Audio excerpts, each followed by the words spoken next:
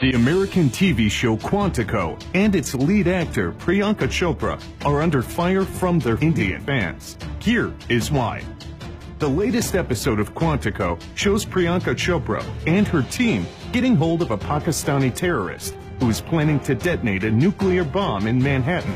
But when Priyanka discovers a Rudraksha mala from the crime scene, it becomes clear that the terrorist they were suspecting to be a Pakistani is in fact an Indian. Who's your contact? Some Pakistani diplomat? Damn it. Not Pakistani. This is a Rudraksha mala, a Hindu rosary. The last thing you'd find in a Pakistani Muslim is Matt Right of none. I don't get it.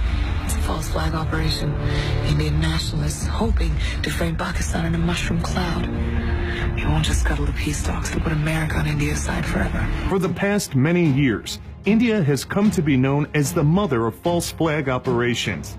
Be it Parliament attacks of 2001 or the Mumbai attacks of 2008, India has developed a knack for killing its own people.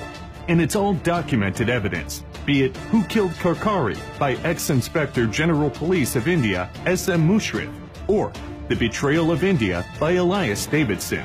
And apparently, it has now become such an open secret that American TV shows are openly showing it. It's a false flag operation. The world has moved from fifth-generation warfare to the latest form of war that is hybrid warfare, where media is as much a tool of war as the actual men on the ground. The media sometimes even has access to sensitive information that the common man does not have. Media is being used to psychologically train audiences for an upcoming geopolitical change, and also to convey covert messages that may include leaking of important information in a subtle manner. So, was Quantico's latest episode an indication of an upcoming Indian false flag?